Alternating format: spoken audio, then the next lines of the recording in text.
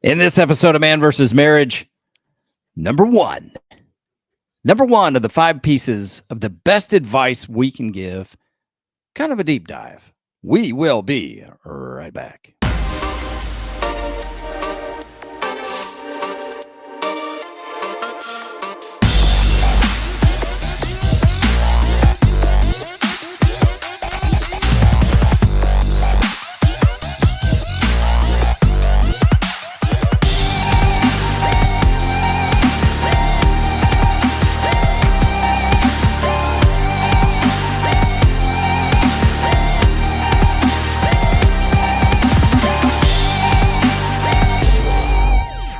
Welcome back to another episode of Man vs. Marriage. It is I, your humble servant, the Q-Diggity Dog, in the Moran family studio with my lovely wife, Jeannie Moran, sitting across from me. Jeannie, what do you want to say to the audience? Hola. Oh, speaking Spanish today. I like that. Guess that's the wrong time to take a drink of coffee, but it happened, and so here we are. Before we get started, I want to make sure you know how to reach out to us.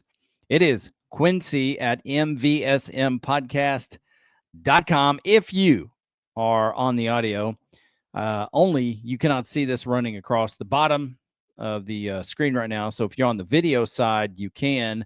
Pretty cool feature. And just know this, we're going to start doing some live shows. I think it's going to be Sunday night, which competes with NFL football, but that's okay. I think Sunday night is where we're going to start doing some live stuff with this new program that we have, and I think it's very exciting to do. So email Quincy at mvsmpodcast.com. Also know this, that you can now rock the Man vs. Marriage brand. Go to quincymoran.com/apparel to pick up some of the swag that we have available. Everything we offer right now is there, especially if you go to the Quincy Moran logo and check it out. I've got this awesome shirt called Hustle Mania. It says the Notorious Hustle Mania, and you can find that there. It looks kind of like Hulk Hogan stuff, but it says the Notorious Hustle Mania, quincymoran.com. So make sure you check that out. There's also the Man vs. Marriage brand there. There is Family Famous. That brand is there, which is a podcast I'm aspiring to bring out. Soon enough, there's going to be my Ink Pastor stuff where I talk about faith and talk to you about, how to live a great life, the best. I'm concerned about your salvation and stuff. Name the movie. Nacho Libre. That's right. Okay. So as we get into this, we did an open discussion about the 5 best pieces of advice that we could give to newlyweds, people that are going to get married or recently have, or people that are trying to start their relationship anew. And so if you have not listened to that, I believe it's episode 311. Go back and check that out. And then what we promise to do is to bring those 1 through 5 to their own individual podcast and talk to you about them. So we are doing that now. And so the first thing we're going to start with is you. Do you belong at this podcast? Are you a listener? Are you a part of this community? And let me tell you this in very short order so we can get to the content. If you have found your place or find yourself in a place where your marriage is not what you thought it would be, if you're not the man that you thought you would be when you got married, when you started to grow up, when you thought about the future if life is living you rather than you living life, and you're not achieving the things in your life that you want to, then you belong here. And let me tell you that life takes a swing at us all, and sometimes it connects and you hit the mat. But as Sylvester Stallone said in Rocky Balboa, it's not about how hard you can get hit. It's about how hard you can get hit and still get up. And that's what we teach you to do here. That's how we build relationship. It's how we build resiliency. It's how we build intentionality. This is what we set out to do. So men, we could teach you to lead and love in your family with intentionality. And through that, help your family facilitate the growth, make the impact along this journey that you would desire. So this is the place for you if that's you. If you want to be a better man, if you want to be a better husband, you want to be a better friend, you want to be a better lover, boom, you're in the right spot. This is where it's at. If you want to be a better parent, boom, you're in the right spot. This is where it's at. So without further ado, it's so weird that the phone doesn't ring. Then you start your podcast. It's like they know we're doing crap, kind of. Okay, let's talk about it. 5 best pieces of advice. Number 1. Here's what we're going to start out with. And I want you, honey, I talked to you about this early on, is that it needs to be practical. It needs to make an impact. I have a gift, I think, at simplifying things, even though sometimes I say too many words. I've said all but the word hola in the first 5 minutes and 15 seconds of this. So you just did. You win. I even said hola now. That's fantastic. Twice. Well, at least you're getting some more words in, so that works out. But I want to make sure that what I give you is practical. I want to make sure what I give you makes an impact in your life. If it doesn't, it better not make the show. So here's where we go. We're going to start here with the first thing in establishing this is a question that Jeannie and I had to come to terms with. And it was apparent to me after some time that if we couldn't establish this, we couldn't move forward in our relationship until we figured out how to resolve it. What is that question? Honey, putting you on the spot. Which question? Don't look over here at the iPad. Dude, I don't know what you were going to ask me. We talked about 6 different things. What are we talking about? I know, but what's the most important question that needs to be answered for you to move on? For me to move on. For us as a couple to move on, to build trust, to build communication. What do we have to know? Would you hurt me intentionally? Yeah, there we go. There we go. If you're on the video episode of this, comment below if you saw Jeannie try to look over at the iPad to cheat. I blocked her. I don't even care if I'm looking over at the iPad to try to cheat. I can't read it from here anyway. You need to update your prescription just like me. Shut up. No. So, number 1, you have to establish this. You guys need to ask yourselves this, one another this question.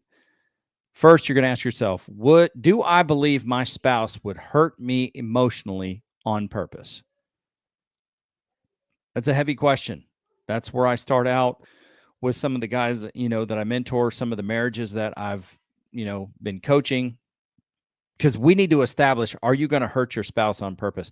If not, then we have a path to move forward. If you both can't say that with integrity towards one another, then there's some other things you got to do. So I put here, and I'm going to the notes. Okay, that's what this is. I'm going to the notes. You get to look at the iPad. I made the notes. It's my iPad. Mm-hmm. What notes did you make for this program? None. I was on pain meds and trying to sleep. Well, then that's the notes you get to look at. None. Okay. So number 1, if it's yes to this question, you need to establish the why. And the true question is, what has your spouse done to violate your trust, and how does that get reconciled? Maybe you're asking yourself that question and you have an answer, but you don't know what to do. Well, if you're watching the video, email below, Quincy@mvsmpodcast.com. That's where Jeannie and I will take it. We'll read it and we'll help you. We're crazy enough. I'm crazy enough that I send out my phone number to people that I don't know. Yeah, that's a you thing. That's not a me thing. That's a me thing. Okay. That's a me thing, but it's my commitment to want to help you. And I've often thought about getting an actual text line to put on here that people can text. But for now, the show's at a point where I can interact with people. So I do offer you that kind of access to me because I want to help you. So figure out, where's the trust broken and how do we reconcile it? If Jeannie and I can't help you reconcile it, then we can refer you to someone that can help you do that. And I would be happy to do so. You know the email address, so email me. I don't necessarily, if you're watching this on YouTube, I don't know if you feel comfortable enough or would want to comment below that that's you, because then you're kind of putting yourself out there. But hey, do what you feel comfortable with, but email me nonetheless so we can help you. If you believe that your spouse, if you're safe, you guys' relationship is safe, and you don't believe that your spouse would hurt you emotionally on purpose, then we will move the program forward for you. That's just a baseline of where to start. And so the first thing that we are going to advise you to do is to take the love language test. And you can go to Google or whatever search engine you use, and you can look up Gary Chapman love language. And look, it's not the end all be Gary all. Smalley. What? It's Gary Smalley. It's Gary Chapman. Let me fact check you in real time. No, go ahead. Keep talking. I got you. Love languages. Gary Chapman. Duh. Come on, honey. What are you doing over here? I've already fact checked it. It's Gary Chapman. You almost had me say Gary Smalley. No, I just had to double check for myself. MSNBC over there. I'm just making sure. We make up the facts. Anyway, let's keep this off of politics. Couldn't resist. Sorry. Yeah, but who was the fake news in this? You were. Okay, let's get focused here. This is supposed to be like 30 minutes or less. What you can do there, you can take a free test. And what I was going to say before I was so rudely interrupted was this. It's not the end all be all. Like, it's not the only measuring stick. Maybe you've already taken the test and you're like, I've taken that. We tried it. It didn't work. Well, you didn't try it this way. How do I know that? Because if you did, it'd be working. So let me tell you why I say that. That's pretty arrogant of me, but I'm going to reconcile it. You could be making the mistake that I've made in the past in providing your spouse with love based on how you receive love. And it's not going, it won't hit the mark. Mm-mm. Matter of fact, you're going to feel like you're trying everything and it's not working. That's why we ask you to go and take this test. Here's what we've found, and we're not professionals. We're not PhDs, and Gary Chapman is the author of this. Here's just what we've noticed. We took it before we had a major issue in our life. I had this major surgery, and before we took it, I don't think acts of service was very high. I think it was at the bottom with Acts of service was number 5 for you. I think it was receiving gifts was number 5. Gifts was 5. Services was 4. Yeah, because yours was intimacy, words of affirmation, physical touch, and quality time. Quality time. Yeah, that's what it was. And so what happens is this. I believe that, you'll have some primaries that are your primaries if life is going as planned. But when you get into a situation where things change and your needs change, like I had a major surgery, I had to rely on Jeannie and the kids to care for me.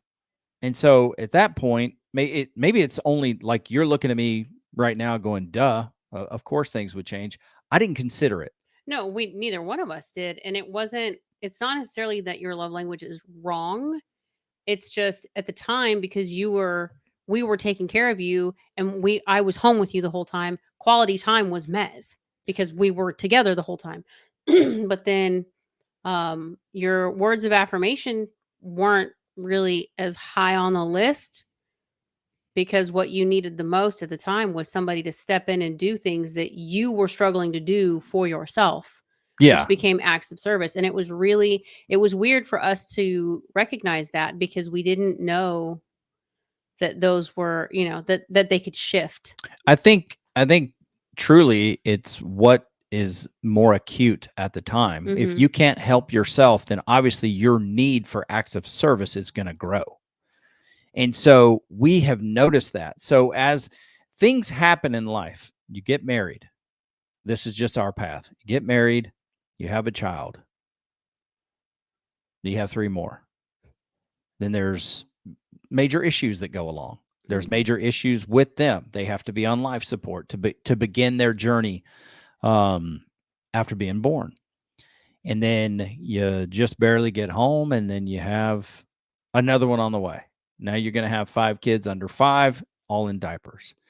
Then the next thing you know, you are selling your house, moving into another house that's supposed to be built. It gets delayed. Then you have to move 45 minutes away from home to stay with friends from church and invade their small space and bring your circus to their home.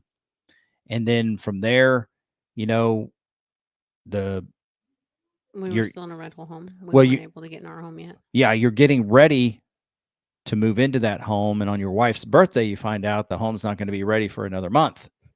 So I was smart enough not to tell you on your birthday. I waited until the next day. Um, and then you have to find another place, and it's nice because the building company pays for your rent, but you have no certainty. You're continuing to move around.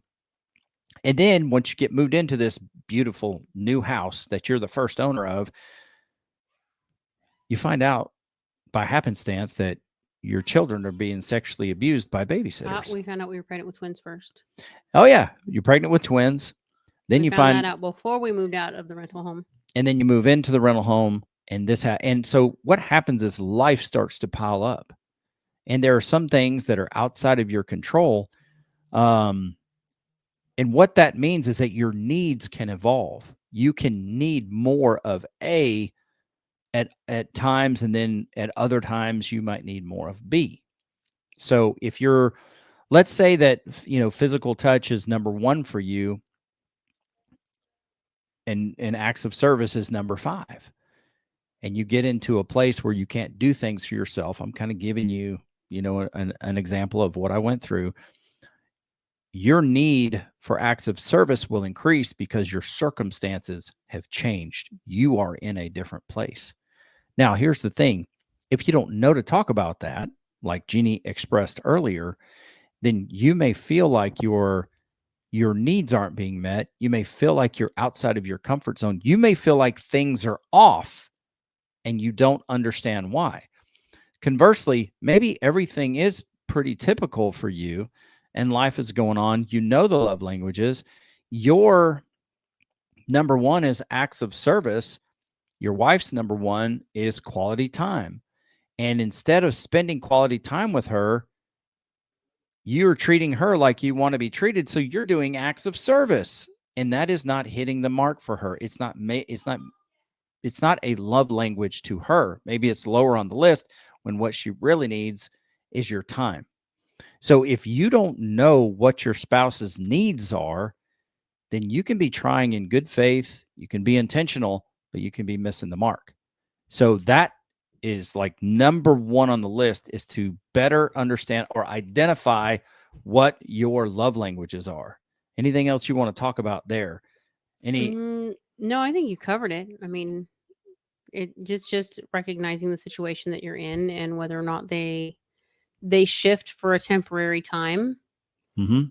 Um, but then you also have to, at the end of that season, you have to come back again and say, okay, are we still in the same place? Do we still need the same things?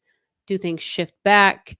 Because it took us, um with your surgeries and stuff, I think it took us about a good 3 to 4 months before we kind of came back and said, okay, I think we need to revisit this because things got kind of bumpy. Not in a bad way, but we were just not, I don't know, we just felt off. Yeah, And and so you'll we had to have that conversation again, and then we had to switch things up because again, with surgery, my stuff is quality time, but quality time for me is not just being home all the time together. It's spending time together, having deep conversation, getting out and away with each other, and we couldn't do that for a short while. So we had to come up with other ways to do that. When we were in the J3 home, it was when COVID hit that was the biggest issue for us because we couldn't go anywhere. And so we came up with having dates outside the fire pit and telling the kids, okay, from this time to this time, nobody comes outside, or, giving us, you just have to know based on your circumstance. And then you have to kind of gauge things as you go along. If something feels off, if the communication seems kind of snippy, those kind of things usually tip me and Quincy off. Okay, we need to take a step back and see, are we dealing with something? Are we not meeting something? Have we changed? But we've gotten to where we're in a pattern now, I think, when something big happens that we automatically go to check in. Where are we at? What are our needs? We've kind of built that over time. Well, let me encourage you that it's something that you need to be proactive about, because just recently Gina had an argument about a cruise. Okay, we had something going on there, and then at the same time, Jeannie was going through something in her author life, and her behavior kind of changed, and I just took it as it was about our argument. I didn't know that she was going through something with her author situation. I thought it was all a part of what we were going through. And so I needed to take a step back from the moment and like check myself. I always like to check myself first before I come and say, "Okay, here, I got beef with you. I want to talk to you about this. I got some heartburn about something. Here it is." And so I asked her to go first this time and she's like, "Well, here's what I was going through." And it's like, "Dang, man, I mistook that for our tussle, not realizing that you were in a different headspace. And if I would have checked in sooner, then maybe I could have helped you with some of that." Irregardless, we were able to talk through some of it. Some of it's unresolved. Some of it we have a better understanding, just at least on the author side of what it is you're trying to accomplish. But be proactive about it. Be proactive. Ask questions. It's so simple to do and simple not to do that if your spouse seems off, you know, do a quick check in and say, "Hey, you got something going on?" I was spending that time figuring out, just trying to look at myself and saying, "Hey, what's the real what's the real deal here? All right, is this you? Are you being a baby about your feelings?" I was trying to work through that. Um, but make sure you are checking in, because we didn't really, like, we knew about the hard talk stuff, but when you get past all the hard talks and the past and the resentment, we didn't have a practice of checking in with each other. Yeah. And that's where the COVID thing happened. We were supposed to take a major trip. We didn't. I just got done watching the 6-part series from Kevin Hart about, what it takes to get to the next level. It inspired me. It's like, hey, work harder, work harder, work harder. No matter what happens, work harder. We had this destination that we were going to get to. We were going to go on a trip. Well, COVID hits and California shuts down. And it's like, oh, everything's work harder. And then take the time to step back and go, well, kind of had this big thing we were Mhm. going to do. So we screwed that up. And then we listened to Tony and Alicia from One Marriage, and they talked about the coffee talk. So we started to integrate that into what we do. And I don't know, 15 or 20 episodes ago, we talked about the importance of having the check in, because we notice a difference in our relationship when we're not checking in. Mhm.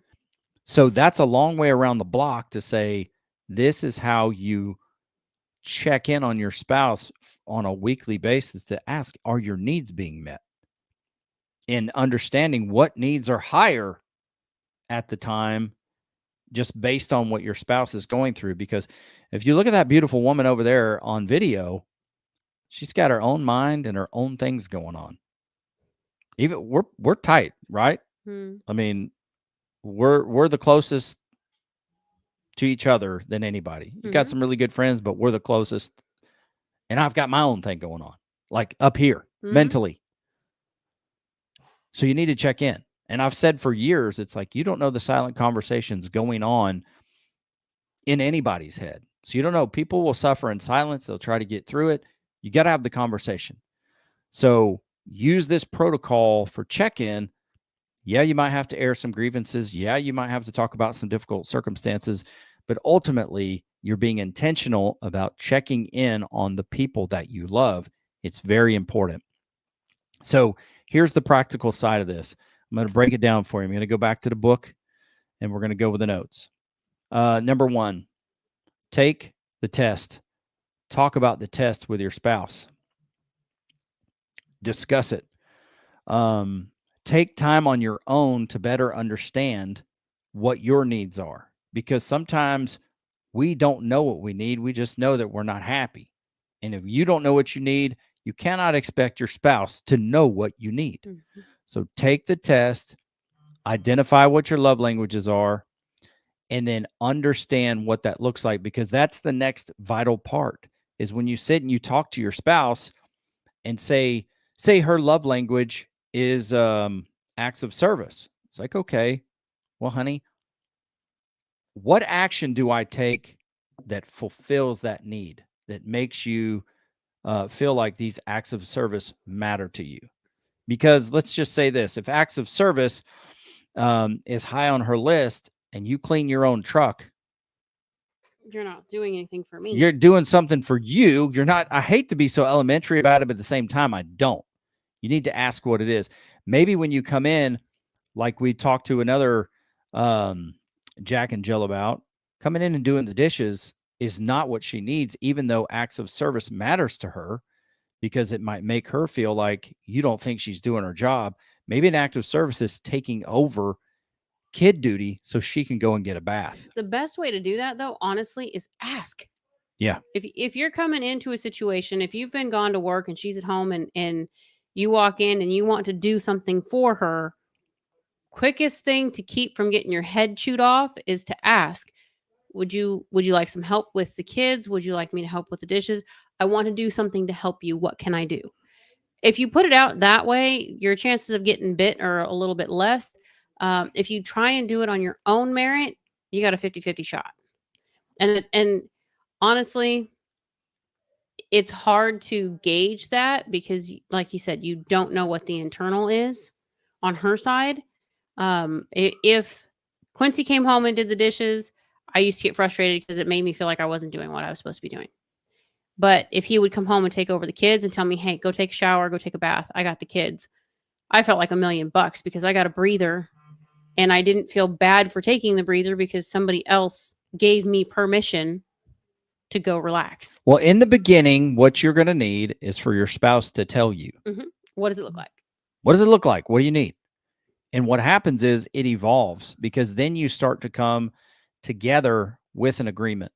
Because I would come home and Jeannie would tell me, she would be like the DA telling me the laundry list of offenses that all these little prisoners have done for the day. And we changed that because I'm happy to come home and have fun. And if there's something that needs to be addressed, it can be addressed. But it went to the point with, like, I came home from work and I needed some time to decompress. All I need is like 10 minutes to be by myself and to get rid of work and get prepared to have fun with the kids. So she stopped unloading on me, and I came home, I could change, and then I could come out and have fun. And she in turn could then go and get her bath, get a half an hour, get an hour, just to go and decompress from her day. And so I would have fun with the kids. And we would have dinner, we would talk, we would discuss things at family dinner. And if it warranted it, we'd have a family meeting. That evolved even further into a fun game when I would come home, and it's like, who can fight to get the first hug and kiss from dad, because mom gets the first kiss. So in the beginning, you're going to have to be very elementary about it. You're going to have to be intentional and give each other the playbook. As it goes along, you will start to learn about the needs. Not that you need to assume it all the time, but you can tell. Like, I can tell when something's going on with Jeannie, and I can say, hey, honey, off to the side, we can buzzword it. What's going on? Or, hey, why don't you go relax? I'm going to take care of whatever the situation is. You'll start to learn each other. And we're not saying that you're going to read each other's minds, but you'll start to learn one another, whether it's in a crowd, it's in the vehicle, it's at dinner, whatever it is.